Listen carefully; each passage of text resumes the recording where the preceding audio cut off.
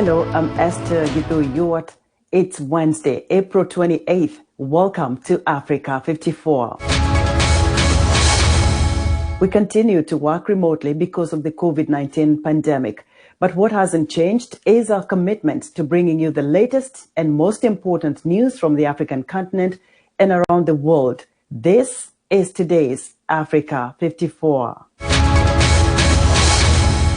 Demonstrators took to the streets of Chad's capital, N'Djamena, on Tuesday, calling for a transition to civilian rule.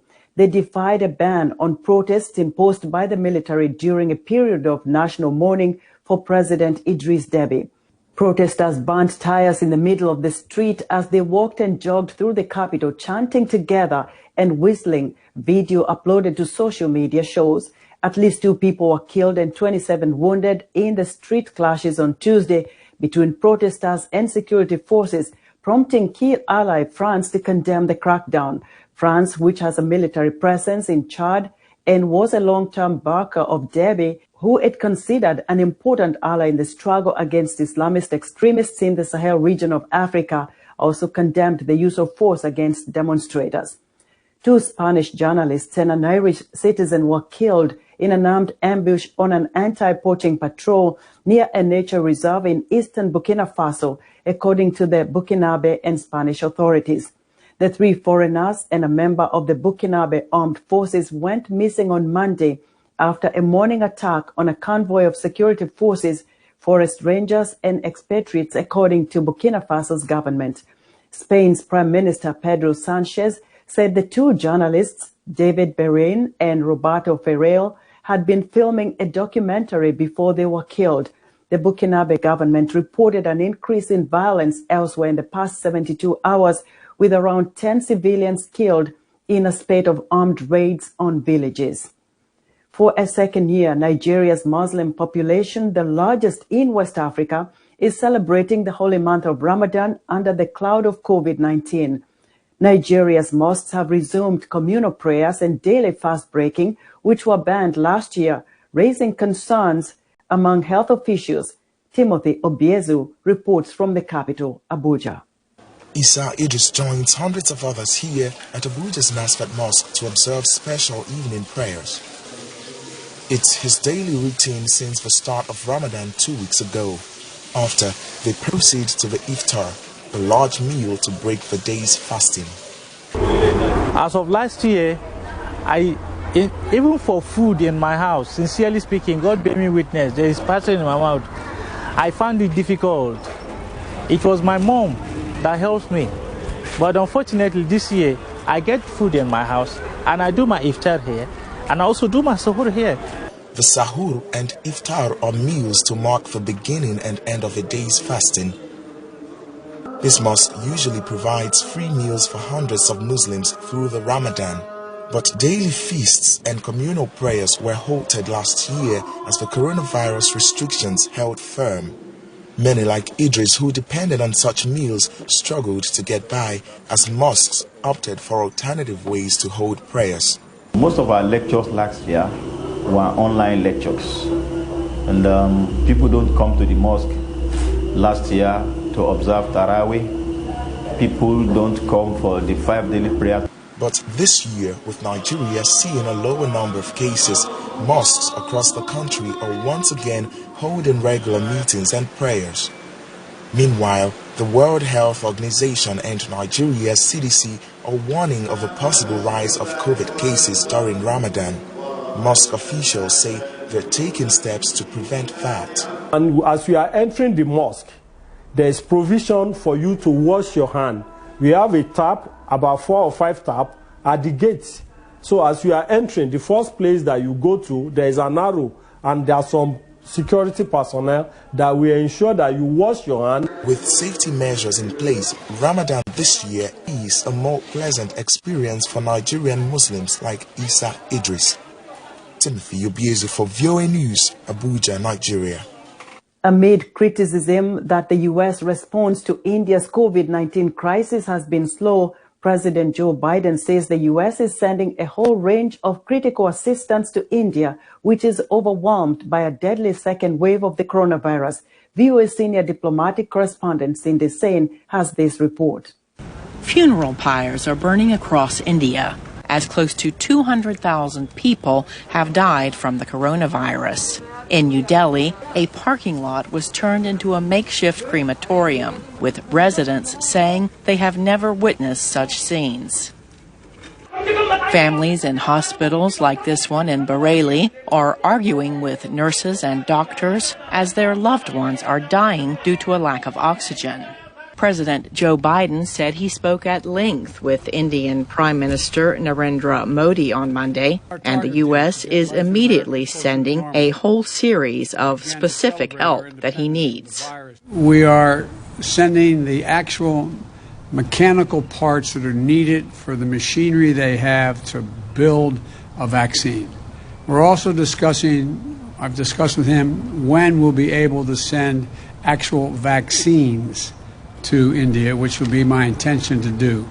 Biden said the U.S. needs to quickly make sure that other vaccines, such as Novavax, are approved for use, and then it can share actual vaccines as well as know-how with other countries like India that so desperately need them. Defense Department spokesman John Kirby said the Pentagon is mobilizing. The department is working closely with other U.S. agencies to rapidly deploy oxygen-related equipment, rapid testing kits, personal protective equipment, and other essential materials to our Indian partners.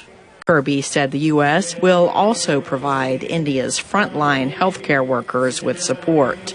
With the dramatic surge of cases in India, human rights advocates say at their meeting next week, members of the World Trade Organization need to temporarily waive intellectual property rights in a bid to widen access to COVID-19 vaccines to more countries. But the Biden administration is certainly in a position to say, you know what, this is a crisis. India has, 300,000 new infections per day. We are going to temporarily suspend our hold on this intellectual property and make sure that they can produce as many vaccines as possible. Other experts say the crisis in India demands a global response, such as this medical aid arriving in India from Britain. It's going to require other countries in Europe and China to help Indians deal with what I think is just going to be a shocking death toll from this rise of the numbers in the pandemic. Analysts say the shocking images from India may stir a change in thinking about sharing vaccines and life-saving medications. Cindy Sain, VOA News. In East Africa, Somalia President Mohamed Abdullahi Mohamed is dropping his attempt to extend his term by 2 years. Mohamed gave in to local and international pressure to not continue his grip on power after clashes and demonstrations in the capital, Mogadishu. In a televised statement in the early hours of Wednesday, the president called for urgent discussions with the signatories to an agreement signed last September on the conduct of the elections. The federal government of Somalia has always believed and still sees dialogue, compromise, negotiations, and the return to the discussion table as the only viable options, while honoring the September 17, 2020 agreement and the recommendations of the Baidoa Technical Committee on Electoral Model. The president's term expired in February, but the country failed to hold elections as planned. Earlier this month, the lower house of parliament voted to extend Mohamed's 4-year term by another 2 years. The Senate rejected the move, provoking a political crisis. With this week marking 100 days of Joe Biden's U.S. presidency, European allies are noting the change in the key relationship with Washington. Henry Ridgwell reports from London on how the new administration is being viewed from across the Atlantic. Even via video link, the transatlantic change in tone is palpable. Joe Biden's US presidency has brought radical change to the alliance, and Europe has warmly welcomed the transformation, says analyst Leslie Vinjamuri. He wants to work in concert with America's allies and partners and most especially those who are in Europe. So I think that has been absolutely critical. And the fact that Biden's been so quick off the block to bring America firmly back into the key multilateral institutions and to really draw a line in a good way under America's commitments to climate and to health. The United States has rejoined the World Health Organization and the Paris Climate Agreement. Biden's Secretary of State has twice visited Brussels, underlining support for NATO and the European Union. Washington has also joined talks aimed at reviving the 2015 Iran nuclear deal, which Europe sees as a triumph of its diplomacy. The former Trump administration withdrew from the accord, viewing it as seriously flawed. Biden also has taken a new approach with US rivals, labeling his Russian counterpart Vladimir Putin a killer and imposing 2 rounds of sanctions on Moscow. The new sanctions were kind of more serious than the sanctions introduced by Donald Trump during the previous 4 years. And Russia saw that as Russia was frustrated. Russian government did not understand what was going on. Meanwhile, Russia has sent over 100,000 troops to the Ukrainian border, widely seen as a test of President Biden. He knows that inevitably, Russia in particular, China and others will test a new president with a crisis or a confrontation that was unanticipated early in the presidency. And I think Biden decided to anticipate that and to move on the chessboard before the other powers did. He sent them a message that there's new leadership here. In Moscow, Russians who spoke to VOA said US relations have deteriorated under President Biden. I quite dislike him because it seems to me he is quite aggressive in relation to Russia. I know he is not very positive about Russia. That is the only thing I know. With China, the Biden administration has accused Beijing of carrying out acts of genocide against the Uyghur population in Xinjiang province. China denies the accusations. This week, the US president recognized Turkey's killing of around 1 million Armenians during World War I as genocide.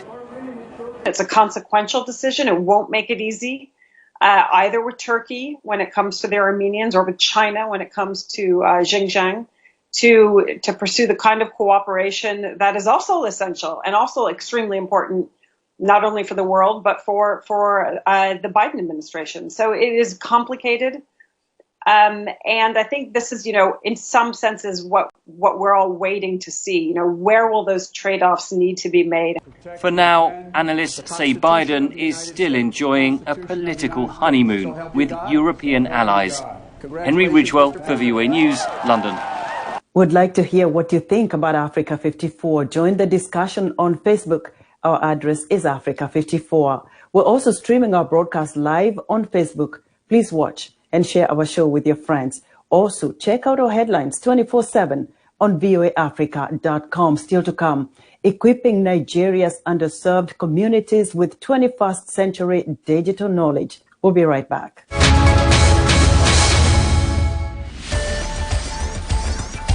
On Straight Talk Africa, the distribution of COVID-19 vaccines has started as new variants of the coronavirus are spreading across Africa. Join me, Linor Moudou, and a panel of experts to answer your questions about COVID-19, the vaccines, and assess Africa's response 1 year after the pandemic on a special edition of Straight Talk Africa.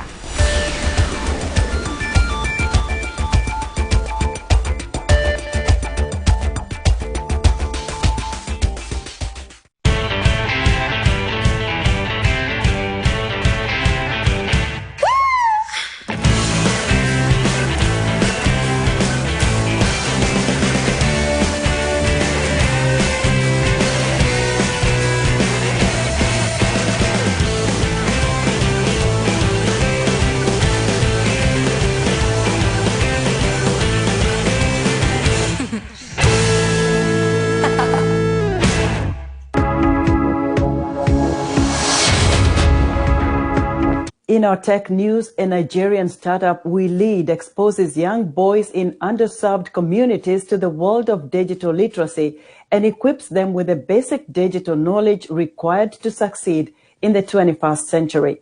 Africa 54's technology correspondent Paul Ndiho via Skype spoke to Dayo Oladele Ilori, founder of WEWE, a Lagos-based non-profit initiative that trains young boys and girls with social competence skills and mental well-being. Dayo Ilori, welcome to Africa 54. Thank you very much. You run some training academies in Lagos, Nigeria. Can you maybe start by bringing me up to date what those training academies all about? Nigeria is a peculiar country where we have a lot of organizations working with women. However, we have identified that there is a gap in the boys' space, and of course the gap in the women's space remains.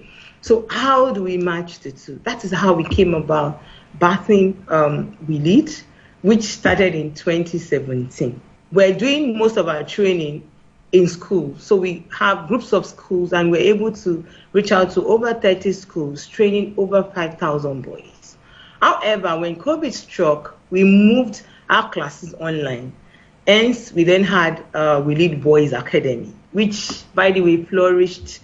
We were able to break borders. We were able to go beyond borders. And this academy graduates boys, taking them through our own curriculum, and we're able to graduate over 35 boys in 2020 alone. You talked about something that I find very interesting, especially when you said you just focus on boys. A lot of people would argue that there are so many organizations out there that are trying to strike a balance, focus on both young boys and young women. But for you, your particular interest is in boys. Why boys? Going by statistics, if you go to correctional centers for young people, juvenile centers, you find out that when you compare the juvenile center for girls with the one for boys, you find the number going about ratio of 7 to 3. So you have about the numbers of young people in the correctional center. You have more boys committing crime. You have more boys getting into trouble. You have more boys in the height of the storm. So why not focus on boys? We need a healthy balance between both genders, hence our focus on boys. We see this gap clearly written. And if you talk to parents of boys, they will tell you that the society is actually sitting on a keg of gunpowder if we do not start talking to boys. Interesting. You also talk about how you pay special attention to correctional facilities. Is there any reason why you chose to go into these facilities for younger men? Yes, we are very deliberate about going to where we have the worst of cases. We thought to ourselves, we need a long-lasting relationship, a long-lasting engagement, an engagement that leaves these boys whole. Once we are leaving them, we know that we had actually sown a good seed in their life. Hence, we decided we are going to go to the correctional centers. And we started with the correctional centers for boys Orego in Lagos. We worked with these centers for over a year, going there every weekend to teach our curriculum. These courses range from leadership to masculinity and sexuality, delayed gratification, failing forward, critical thinking. These are things that naturally will not be taught in schools. Talk to me about the academy, the online academy. How are you able to interact with these boys when they're in these correctional facilities? Have you set up like computer labs in some of these facilities? Yes, our aim is to put systems, computer systems in these facilities where we can teach these boys online. Parents bought into it. So boys from the UK, from the US, from Canada, from Ghana, from Nigeria, of course, logged into that program. We have about boys from about 7 to 8 countries. When you interact with some of these boys, what are their stories? What are their aspirations? What is it that they want to do once they get out of these programs? So when you talk to these boys, you have potentials. So you find boys aspiring to be musicians, to be doctors, to be lawyers, to be sportsmen. I mean, talents abound in this center. One Saturday that was one of the Saturdays we go to teach at the center. We got to the center and realized that one of the boys had just won a scholarship to study abroad. That was very, very heartwarming for us because it also shows that there are potentials residing in this center. And these potentials are just boundless. You need to hear, when these boys even speak, you're asking, why are you here? Thank you so much for your time, Dayo. Thank you so much. That was Africa 54's tech correspondent Paul Ndiho speaking to Dayo Oladele Ilori, founder of We Lead in Lagos, Nigeria.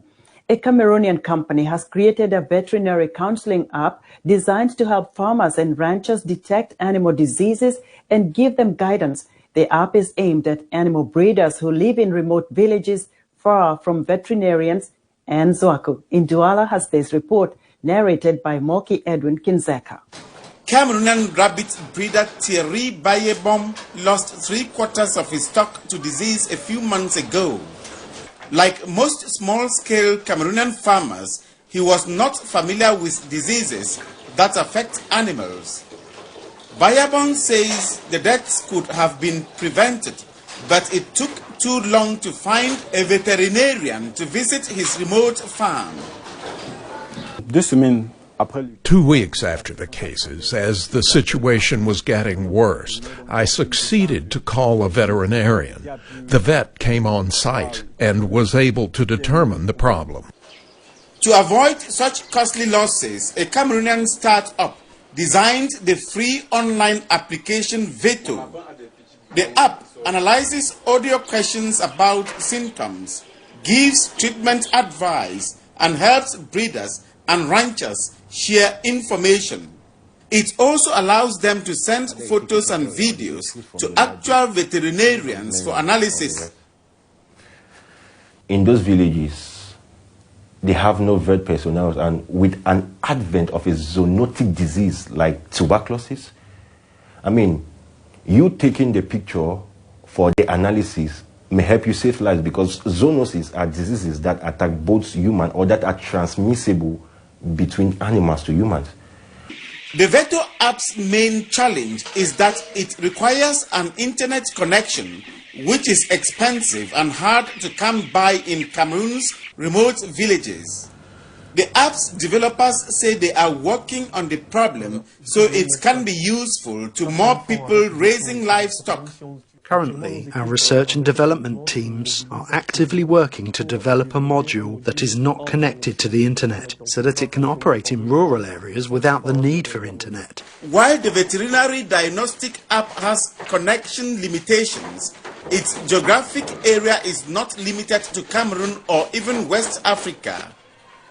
The Veto app is currently available in Cameroon's official languages, French and English, and also in Arabic and Swahili. For Anne Zwanke in Douala, Cameroon, Moki Edwin Kinzeka for VOA News. An innovative home recycling unit may revolutionize the world of recycling as we know it. Here's VOA's Julie Tabo with more. When people dutifully collect and toss their used containers in a recycling bin, they believe they're doing something noble, recycling. But that's not really what they're doing, says Aldous Hicks. The whole society has been told that what you're doing is the recycling, and you don't. No one does any recycling. You collect it for recycling. But Hicks hopes to change that. He and his team have developed a machine that will allow consumers to actually recycle in their own homes. The machine will sort and clean and then grind plastic, glass, and metal containers into material that can then be used to make new products.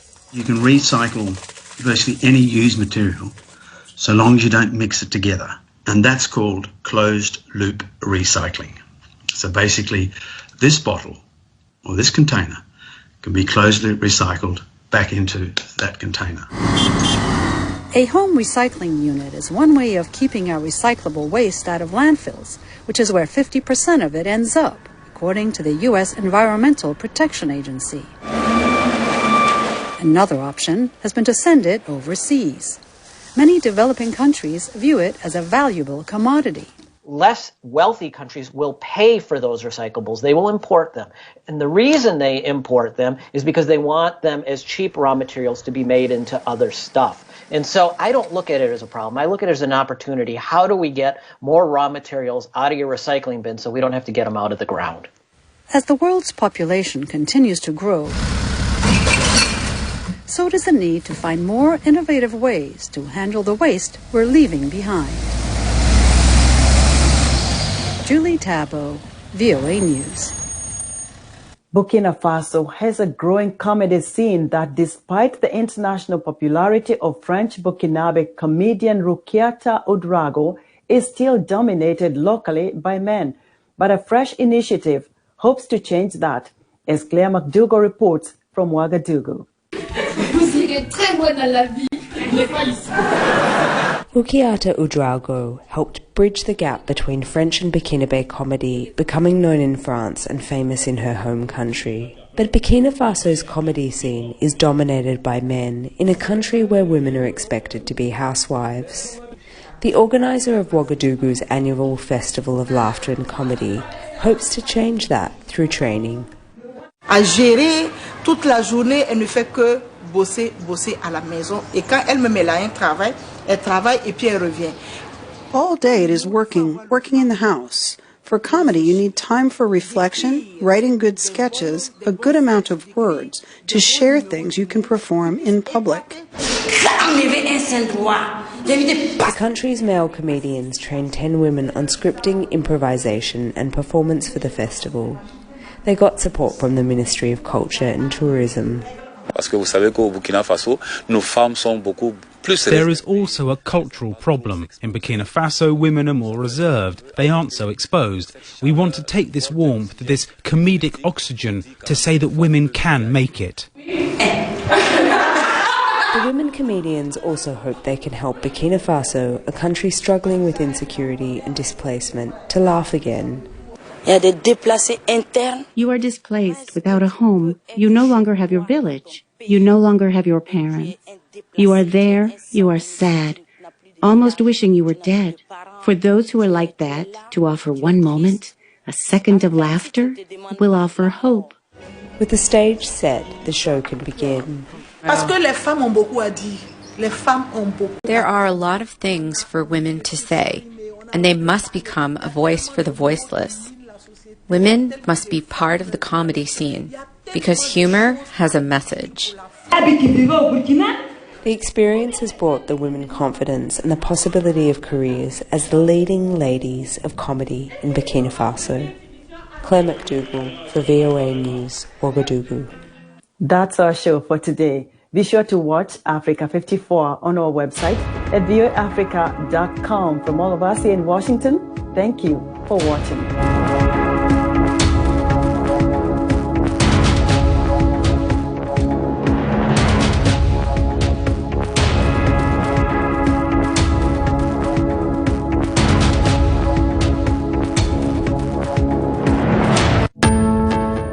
Ili kuwa mwanafamilia bora wa Global TV, usisahau kusubscribe, like, kushare na kucomment.